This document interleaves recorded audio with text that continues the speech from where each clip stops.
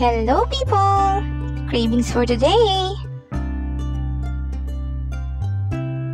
Crispy breaded chicken feet.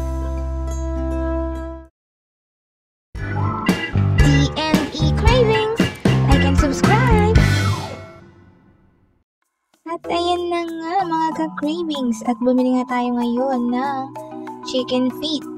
Pinili pa talaga natin yan, yung malalaking lang na paa ng manok. Siyempre, huhugasan muna natin siya sa malinis na tubig.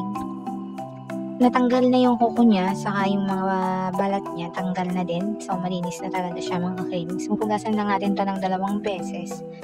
Pagkatapos niyan, ilalaga natin siya.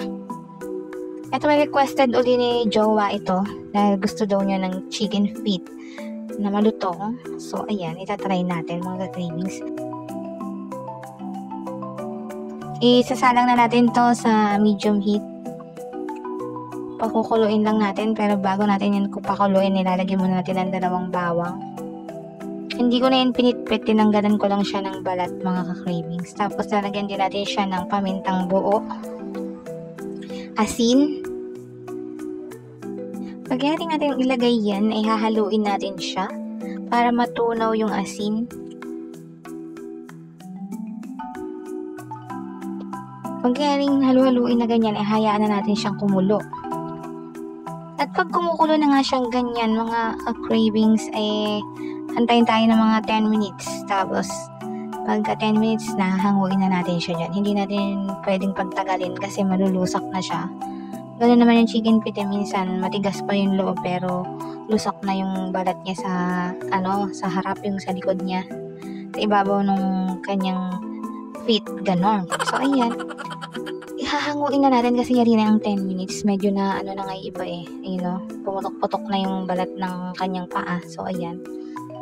Gagamit tayo ng deboning scissor dito. Pero pwede din kayong gumamit ng tiyanik. Tapos gagamit din tayo ng maliit na kutsilyo. Hihiwaan lang natin siya sa ibabaw. Kailangan lang natin ng kutsilyong maliit na ganyan. Tapos matalim. Yung ibabaw lang naman mga cravings para, tawag dito, lumihis yung balat. Para makita natin agad yung buto na tatanggalin natin. Dito nga pala sa gagawin nating breaded na to na crispy breaded chicken feet, hindi ko natatanggalin yung malaking buto. Kasi mahilig kami magsimot ng buto na ganyan ni Jowa. So, ayan. Yung mga lang buto na lang nung daliri niya yung tatanggalin natin. Kaloka mga cravings para tayo ditong nagbubunot ng ngipin. So, ayan. Bubunutin lang natin ganyan. Ayan, medyo lumalaban pa nga. Dahil may mga siya dyan. Ba yun? Tawag doon sa mga ugat-ugat na yun. Tatanggalin lang natin dyan dahil nakakapit pa yung mga veins ng kanyang daliri. O, ayan. Kailangan, pag ginawa nyo ito, kailangan matyaga kayo mga cravings kasi nakakainip. Tapos, ayan. Bawal mong anuhin siya. Bigla-biglain yung pagbunot ng buto kasi masisira yung pinakalaman nung chicken feet. O, ayan. Isa-isa lang na ganun yung bunot po. Tatlong section mo yung buto. Siyempre, lumalaban pa siya mga cravings. Ayaw niya sumuko. So, ayan. Hihilahin lang, ganyan. Para ka nagbubunot nga ng ngipin. Para ako naging dentista dito. Tapos, ayan. Hihilahin lang. Ayun. O, yan. Tanggal na natin yung isa. Kasi, siya, hindi siya sobrang lambot na lambot. Kasi nga pag lumambot, magiging parang gulaman na siya mga cravings at mahihirapan na tayo. Madudurog na. Dito parang mukha na siyang durog mga cravings pero hindi siya durog ha. Mukha lang. Ganun. Mukha lang durog pero hindi siya durog. Yun. Tapos ayan, nakuha ko na yung mga niya. Tanggal na lahat. Ang natira na lang dito ay yung gitna saka itong hindi liit. Hindi liit pa. My God. Saan ang ring finger? 4 lang naman yung daliri. Tapos, ayan, okay na yan. Pag ganyan, hindi ko na siya tinanggal. Yun sa iba kasi tinatanggal din, pati lahat-lahat. Malulusak na siya masyado pagka tinanggal ko pa. Saka, sayang yung nando sa loob, may lamad siya doon, mga cravings. Masarap yun.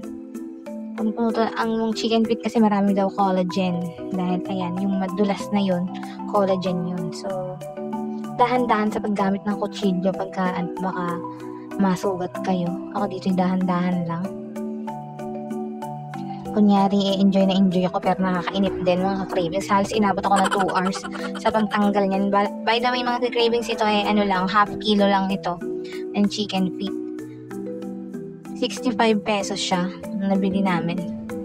Kaya mura lang yan, pasok sa budget. Tapos ay ito na lahat yung naano natin, na tanggalan ko ng mga buto sa finger.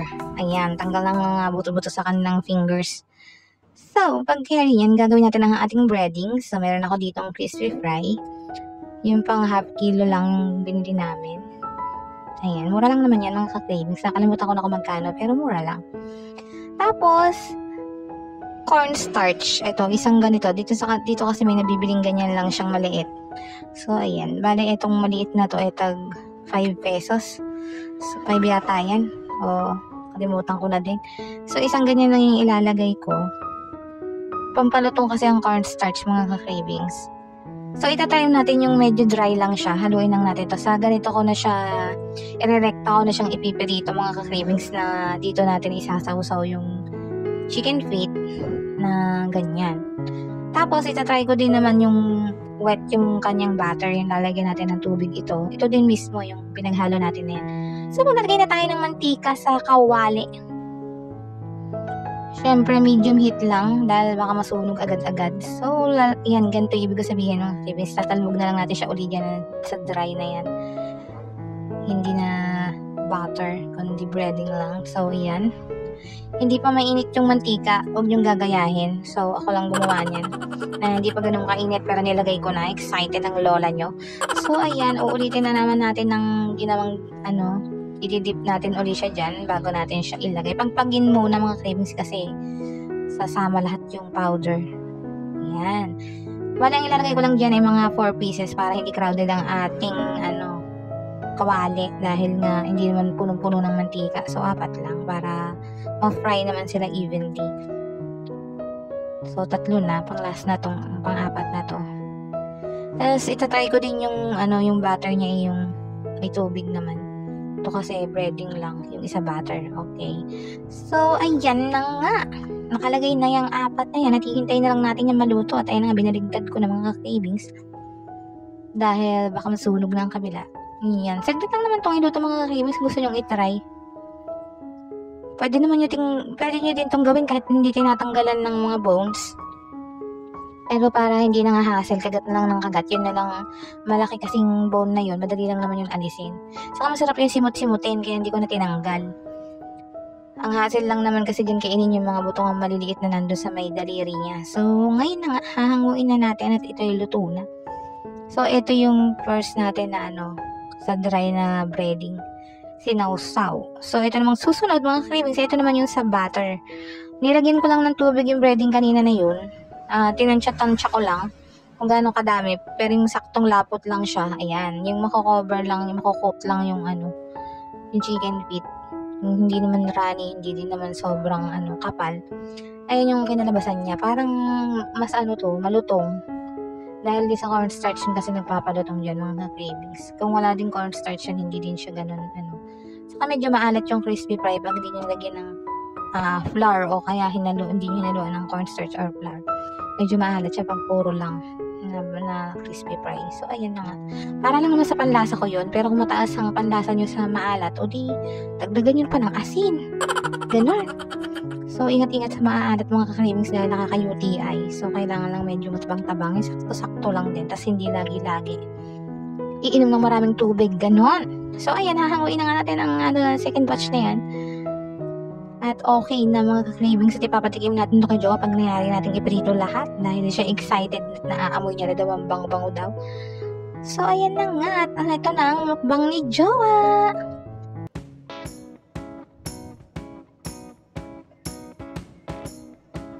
At tinikman niya nga ang una, yung pinirito natin ng dry lang na breading. Ito yung una niyang tinry. Sabi niya okay lang din daw, masarap naman. Masarap daw yan, sabi niya sa akin. At halos nga sabi ko sa kanya, in-inform ko sa kanya na may buto yan. Baka akala niya kasi dinibuon ko ng lahat. Sabi ko, tinira pa yung buto na yan sa gitna dahil masarap yan simutin, ganon. Favorite naman yung nasa dulo na yan mga cravings, yung may lamad na malutong. At okay nga kay Jowa, ito na yung pangalawa. Ito, mas malutong to, mas crunchy. At ito ang mas nasasarapan niya mga cravings kasi malutong daw. Parang naging fried chicken ng CFC ganon. Yung mga crispy fried chicken. So, ayan. At ito nga ang bet niya, mga cravings. Ang isa ay siguro lang daw. 8/10. Tapos itong isa ay 10/10. Ganon. At hanggang dito na nga lang mga cravings. Salamat sa panonood. Hanggang sa susunod. Like and subscribe!